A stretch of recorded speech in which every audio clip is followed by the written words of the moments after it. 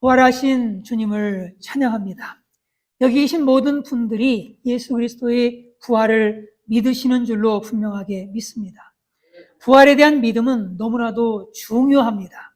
만약 예수님께서 부활하지 않으셨다면 우리의 믿음은 거짓 믿음이 되고 우리는 여전히 죄 가운데 있게 되고 우리는 결코 천국에 갈 수 없을 것입니다. 그러나 예수님은 분명하게 부활하셨습니다. 오늘 말씀을 통해서 부활에 대한 믿음에 굳게 서시는 모두가 되시기를 간절히 바랍니다. 태초에 하나님께서 천지를 창조하셨습니다. 그리고 사람을 지으시고 그들에게 에덴 동산을 주시며 그곳에서 생육하고 번성하며 아름답고 행복한 삶을 살도록 축복해 주셨습니다. 그런데 그들이 사탄의 유혹에 넘어가서 하나님께 범죄함으로 인해 그 좋은 에덴에서 쫓겨나게 되었습니다. 그리고 이 척박한 땅을 갈면서 일평생 땀을 흘리면서 수고하다가 허무하게 죽음을 맞이하는 비참한 인생을 살게 되었습니다. 그러나 하나님은 이런 인간에게 희망적인 구원의 약속을 주셨습니다. 같이 읽겠습니다. 시작. 여자의 후손은 내 머리를 상하게 할 것이요 너는 그의 발꿈치를 상하게 할 것이니라 하시고, 장차 여자의 후손을 통해서 사탄의 머리를 상하게 하시고 죄의 결과인 사망에서 구원해 주실 것이라고 약속을 주셨습니다. 그리고 이사야 선지자 때에 이 땅에 메시아 그리스도 구원자를 처녀의 몸을 통해서 보내주실 것을 구체적으로 약속해 주셨습니다. 그리고 지금으로부터 2000년 전에 갈릴리의 한 시골 처녀 마리아에게 아들을 낳게 될 것이라고 하는 소식이 전해졌습니다. 도무지 이해할 수 없고 상상할 수도 없는 소식이었지만 정말로 처녀 마리아가 잉태하게 되었습니다. 성령으로 잉태된 것이 나타났더니 이는 마리아의 난자와 누군가의 정자로 생명체가 만들어진 것이 아니라 성령께서 권능으로 이미 만드신 생명체가 마리아의 태중에 착상되었다는 것을 얘기합니다. 그동안 사람들은 처녀가 아기를 갖는 것은 불가능하다고 했습니다. 여러분, 처녀가 아이를 갖는 것이 불가능한 일입니까? 여러분도 그렇게 생각하십니까? 그러나 오늘날에는 처녀가 아이를 갖는 것은 아주 쉬운 일입니다. 실제로 마리아처럼 대리모를 해서 돈을 버는 처녀들도 있습니다. 그 방법은 이렇습니다. 먼저 아이를 가질 수 없는 불임 여성 혹은 남성의 정자와 난자를 채취해서 실험실에서 인공 수정을 합니다. 그렇게 되면 수정체가 만들어지는데 그 생명체가 만들어지는 거예요. 그 후에 그 만들어진 생명체를 대리모의 자궁에 착상을 시킵니다.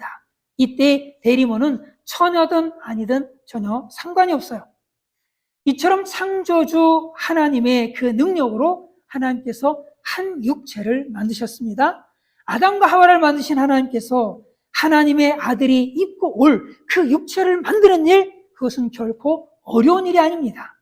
그리고 이렇게 하나님께서 만드신 육체에 하나님의 아들의 영이 오시고 그리고 하나님은 그 생명체를 마리아의 자궁에 착상을 시키셨습니다.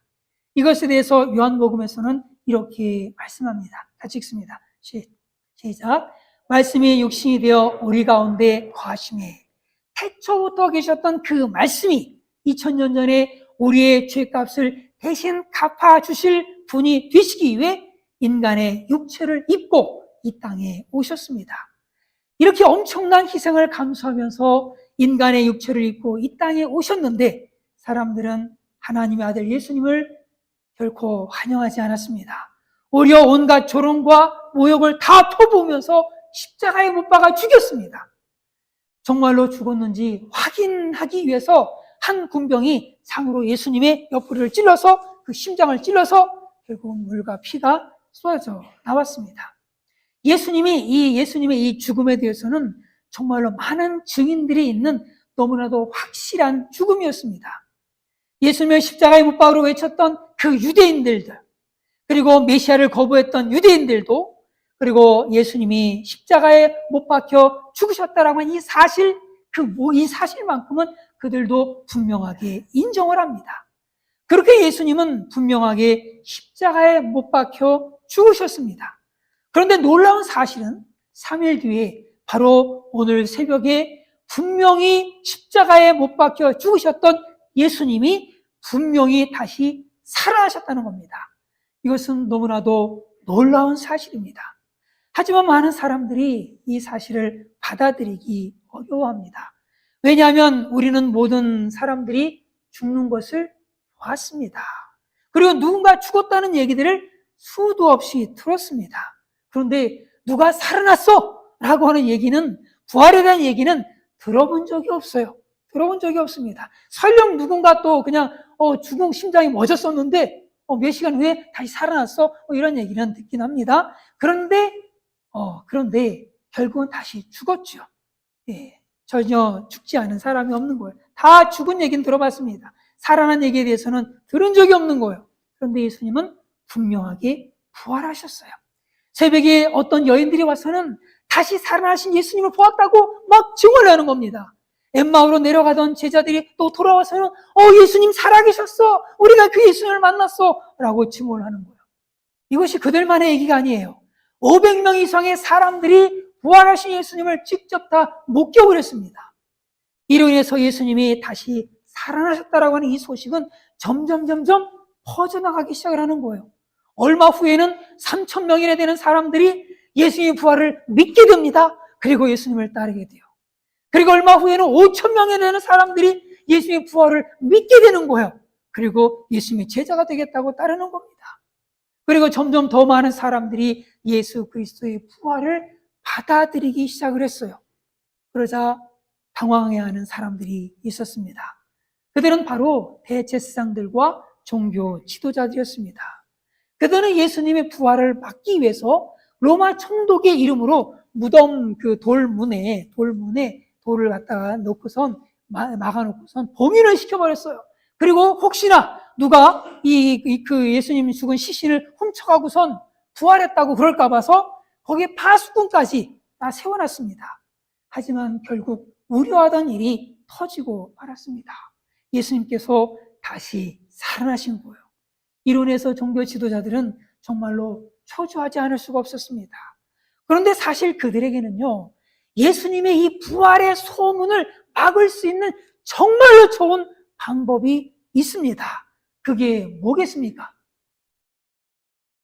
예수님의 부활을 막을 방법이 있어요.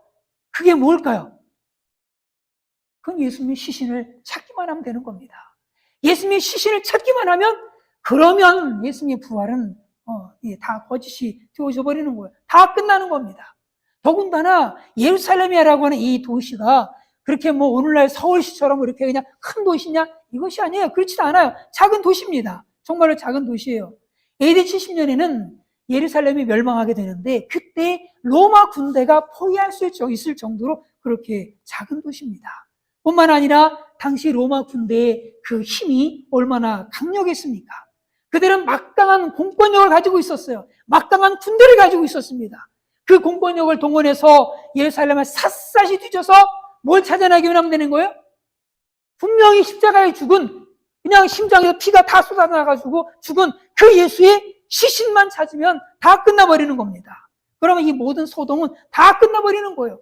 제자들이 아무리 예수님 부활하셨어, 내가 예수님 부활하신 거 봤어 라고 전파를 해도 예수님의 시신만 딱 보여주면 다 끝나버리는 거예요. 그럼에도 불구하고 그 막강한 로마의 그 군사력을 가지고도, 그 막강한 공권력을 가지고도, 그 막강한 힘을 가지고도 예수님의 시신을 찾을 수가 없었습니다. 찾을 수가 없었어요. 결국 그들은 예수님의 부활의 소식을 막을 수가 없었어요. 이 예수님의 부활의 소식은 예루살렘으로 시작해서 점점 유럽에까지 막 퍼져나가기 시작을 하는 겁니다. 아무도 예수님의 부활의 이 소식이 전파되는 것을 막을 수가 없는 거예요. 왜요? 아무리 찾고 찾아도 예수님의 시신을 찾을 수가 없었기 때문에 그렇습니다. 그럼 왜 예수님의 시신을 찾을 수가 없는 거예요? 왜냐하면 예수님이 부활하셨기 때문이죠. 예수님 분명히 살아나셨어요. 부활하신 예수님을 목격한 사람들이 500명 이상입니다. 부활하신 예수님과 대화했던 사람들, 부활하신 예수님의 손과 발을 만져봤던 사람들 한둘이 아니에요. 예수님은 분명히 부활하셨고 다시 죽지 않고 지금도 살아계셔요. 이 예수님의 부활의 사실, 이 사실은 우리에게 정말로 중요한 진리들을 말해줍니다.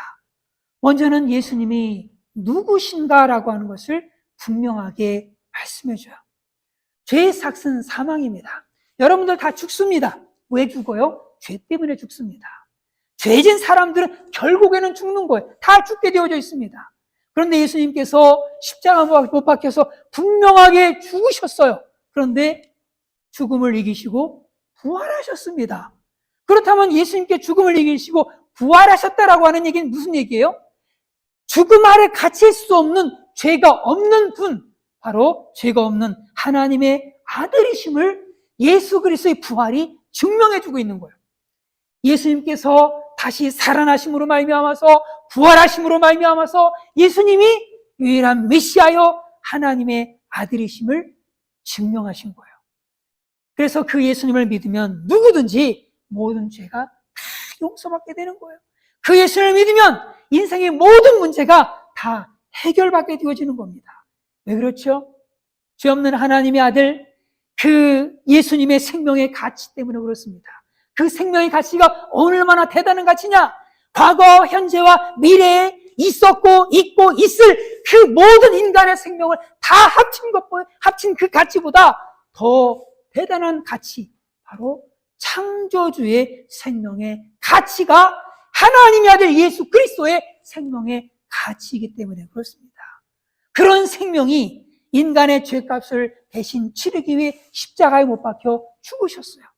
그 죽으심은 한 사람의 죄값만이 아니에요. 두 사람의 죄값만이 아니에요.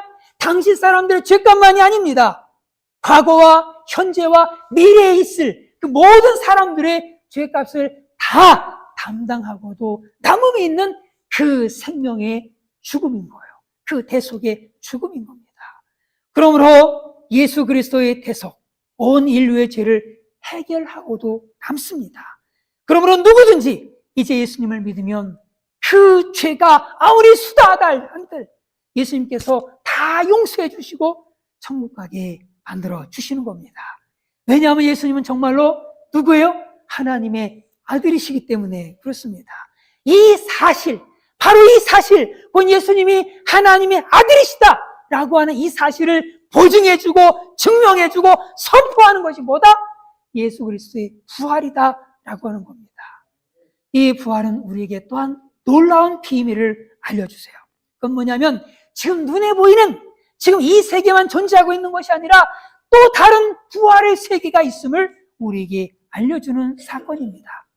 많은 사람들이 죽음이 끝이라고 생각을 해요. 이 세상 그냥 살다가 어렵고 힘든 일 만나면 자살하려고 막 그런 사람들이 너무 많아요. 그런데 죽는다고 다 끝나는 것이 아닙니다. 뭘 통해 알 수 있어요? 예수는 분명히 죽으셨거든요. 그런데 그 죽으신 예수님이 다시 살아나셨어요. 살아나시고선 다시 죽지 않으시고 하늘로 올라가셨어요. 그리고 올라가실 때 천사들이 이렇게 얘기를 합니다. 같이 읽어보겠습니다. 시작. 너희 가운데서 하늘로 올려주신 이 예수는 하늘로 가심을 본 그대로 오시리라 하였느니라. 가심을 본 그대로 오시는 거예요. 가셨어요. 그 부활의 세계 속으로 가셨습니다. 가셨다가 다시 오신다는 겁니다. 왜 오실까? 우리를 그곳으로 데리고 가려고 그렇게 오시는 겁니다. 그렇지만 사람들은 자꾸만 경험한 세계만 믿으려고 해요. 자기가 경험한 세계, 그걸 다라고 생각합니다. 마치 개구리가 하늘을 쳐다보면서 이렇게 얘기하는 것과 똑같아요. 세상은 저게 다야. 하늘은 이렇게 생겼고 바다는 이렇게 생겼고 바다는 못 봤구나. 하늘은 이렇게 생겼고 세상은 요만한 거야. 우물 안에 있는 것처럼 요만한 게 있으니 다야 라고 생각하는 겁니다. 여기서 그냥 살다가 죽으면 그게 끝이야. 뭐 인생이 대단한 거 없어 라고 생각하는 이 개구리와 똑같은 사람들이 너무나도 많습니다. 근데 이 개구리의 생각이 맞습니까? 아니잖아요. 분명히 틀렸잖아요. 다른 세계가 있잖아요. 아마존에 그 늪지대가 있고 어마어마한 대서양 태평양이 있고 사하라 사막이 있고 바다같이 큰, 제가 온타리오 호수를 보고 야 이게 바다야 호수야? 감이 안 오는데 대단한 호수들이 있어요. 가도 끝도 없는 그 아르헨티나의 그 평원들이 있고요. 정말로 많은 사람들이 이 개구리처럼 자신의 눈으로 보고 그 경험한 세계, 그게 다라고 착각을 하고 있습니다. 현재 내 앞에 있는 세상이 전부라고 생각을 해요. 내가 살아가고 있는 이 생명 자체가 이게 다라고 생각을 합니다. 더 이상은 없다고 생각을 하는 거예요. 그러나 부활의 세계가 분명하게 있습니다. 봄이 되면 죽은 줄로만 알았던 나무와 땅에서 생명들이 마구마구 움트기 시작하듯이 잠시 겨울과 같은 인생이 지나고 나면 지금과는 비교할 수 없는 놀라운 부활의 세계, 그 세계를 저와 여러분이 맞이하게 될 겁니다. 그때가 되면 우리는 어떤 모습이 되느냐? 예수님과 같은 모습으로 부활하게 되는 거예요. 같이 읽습니다. 시작. 아담 안에서 모든 사람이 죽은 것 같이 그리스도 안에서 모든 사람이 삶을 얻으리라. 아담 안에서 모든 사람이 죽은 것 같이 여러분이 죽는 것은 여러분의 잘못이 아니에요. 근본적으로 아담의 잘못이죠. 아담 때문에 우리 속에 아담의 피가 흐르고 있어서 우리는 죽을 수밖에 없어요. 그러나 누구 안에서? 예수 그리스도 안에서 모든 사람이 삶을 얻게 되어지는 거예요. 여러분, 지금의 삶이 다가 아닙니다. 예수 그리스도 안에서 부활의 새 생명의 삶이 있어요. 이 사실을 성경은 첫 열매에 비유해서 말씀합니다. 같이 읽습니다. 시작. 먼저는 첫 열매인 그리스도요, 다음에는 그가 강림하실 때 그에게 속한 자요. 사과나무를 심으면 3년쯤 되면은 열매가 맺히기 시작을 합니다. 그런데 처음에 열매를 맺힐 때는 몇 개 안 맺힙니다. 하지만 그 다음 해에는요, 열매가 이건 뭐 상상할 수 없을 정도로 어마어마하게 맺히는 거예요. 네, 다만 이제 열매를 크게 맺기 위해서 좀 따주긴 하죠. 그렇죠? 하여튼 많은 열매를 맺게 되어지는 겁니다. 이처럼 예수 그리스도는 부활의 첫 열매일 뿐이다. 예수 그리스도의 그 부활의 첫 열매다라고 하는 것은 뭐냐? 뒤이어서 우리도 예수님처럼 부활하게 된다라고 하는 거예요. 이 사실을 성경은 이렇게 말씀합니다. 같이 읽습니다. 시작. 우리의 낮은 몸을 자기의 영광의 몸의 형체와 같이 변하게 하시리라. 자기 몸이 누구예요? 예수님의 몸이잖아요. 예수님의 그 영광의 몸의 형체와 같이 우리도 그렇게 변하게 하신다라고 하는 거예요. 우리는 예수님처럼 부활하게 됩니다. 예수님은 음식도 드세요. 대화도 하십니다. 그런데 갑자기 뿅 사라지세요. 뿅 사라져요. 그리고 하늘도 그냥 올라가셔. 야, 그때 되면 얼마나 좋을까. 정말 신이 납니다. 여기 있다가 또 서울 갔다가 어디 뭐 도쿄 갔다가 뭐 아르헨티나 갔다가 사방 그냥 쉽게 그냥 다닐 수 있는 그러한 몸으로, 이해할 수는 없어요. 그러한 몸으로 변해야 된다는 겁니다. 그렇다고 그 영이냐? 영은 아니잖아요. 영은 살과 뼈가 없잖아요. 근데 예수님께서는 살 있고 뼈가 있고 다 만질 수 있어. 그리고 생선도 드시거든요. 그런데 또 사라져. 희한한 몸이에요. 어쨌든 그런 몸처럼 우리도 부활하게 된다라고 하는 거예요. 그 부활의 몸에 대해서 성경은 이렇게 설명합니다. 같이 읽습니다. 시작. 죽은 자의 부활도 그와 같으니 썩을 것으로 심고 썩지 아니할 것으로 다시 살아나며. 우리가 부활할 때의 몸은 썩는 몸이 아니에요. 죽는 몸이 아니에요. 영원히 사는 몸입니다. 병도 없고 아프지도 않고요. 감기도 안 걸려요. 또 읽습니다. 시작. 욕된 것으로 심고 영광스러운 것으로 다시 살아나며 약한 것으로 심고 간 것으로 다시 살아나며. 욕된 것, 영광스러운 것으로 그냥 다시 살아나는 거예요. 지금의 뭐 얼마나 때로는 욕됩니까? 때로는 정말 벗어버릴 정도로 정말 욕된 것이 이 현재 우리의 몸이에요. 근데 영광스러운 몸으로 다시 살아나는 겁니다. 악한 것으로 심고 간 것으로 다시 살아나요. 현재 우리의 몸은 어떻습니까? 얼마나 약한지 몰라요. 너무너무나 약합니다. 조금만 일하면 막 피곤해져요. 때로는 지혜도 없고요. 체력도 얼마나 약한지 몰라요. 그런데 부활의 몸은 약한 몸이 아니라 어떤 몸이다? 강한 몸이다. 그런 몸으로 부활하게 되어지는 겁니다. 같이 읽습니다. 시작. 육의 몸으로 심고 신령한 몸으로 다시 살아나나니 육의 몸이 있은즉 또 영의 몸도 있느니라. 육의 몸으로 심고 신령한 몸으로 다시 살아나게 되어져요. 우리는 예수님처럼 썩지 않는 몸, 영광스러운 몸, 강한 몸, 신령한 몸으로 부활하게 됩니다. 이런 변화가 언제? 마지막 나팔에 순식간에 우리 모두에게 일어나는 거예요. 같이 읽습니다. 시작. 보라, 내가 너에게 비밀을 말하노니 우리가 다 잠잘 것이 아니요 마지막 나팔에 순식간에 호련히 다 변화되리니. 아멘. 마지막 나팔에 2000년 전에 죽었던 제자들도 그냥 막 변화되는 거예요. 아담과 하와도 그냥 새로운 몸으로 변화되고 여러분의 할아버지 할머니도 다 새로운 몸으로 변화되는 겁니다. 또 읽습니다. 시작. 나팔 소리가 나매 죽은 자들이 썩지 아니할 것으로 다시 살아나고 우리도 변화되리라. 나팔 소리가 나면 죽은 자들이, 이미 죽어버린 사람들이, 죽어서 흙이 되어가지고 존재조차도 찾아볼 수 없는 자들이 다시는 썩지 않는 몸으로 살아나게 됩니다. 이렇게 다 변화돼서 우리는 모두 하나님 앞에 서게 됩니다. 그러므로 살아가는 여러분, 현재 살고 있는 이 세상에서의 삶이 다가 아니라는 것 기억할 수 있기를 바랍니다. 우리는 모두 부활의 몸을 입고 부활할 겁니다. 그 부활의 세계에 들어갈 겁니다. 이것이 분명한 사실이라면 이제 여러분은 어떤 자세로 하루하루를, 이 세상을 살아가시겠습니까? 같이 한번 읽겠습니다. 시작. 견실하며 흔들리지 말고 항상 주의 일에 더욱 힘쓰는 자들이 되라. 이는 너희 수고가 주 안에서 헛되지 않은 줄 알미라. 견실하며 흔들리지 말아야 됩니다. 어떤 시련이 온다 할지라도, 어떤 풍랑이 온다 할지라도 절대 흔들려서는 안 됩니다. 그리고 날마다 자기를 부인하고 자기 십자가를 지고 가십시오. 많은 사람들이 가는 넓은 길이 아니라 좁은 길로 가십시오. 그리고 우리 속에서 편하게 신앙생활 하려고 하는 마음 버리십시오. 그 길은 지옥을 향하는 넓은 길입니다. 두렵고 떨림으로 날마다 하나님 앞에 여러분 자신을 세우십시오. 그리고 교회에 모여서 예배드리기 힘쓰시고 기도하기에 힘쓰십시오. 더더욱 교회 일에 충성하십시오. 우리 구세군 교회 모든 성도들이 부활에 대한 소망을 가지고 정말로 끝까지 충성하고 끝까지 믿음으로 살아가는 모두가 되시기를 주님의 이름으로 축원을 드립니다.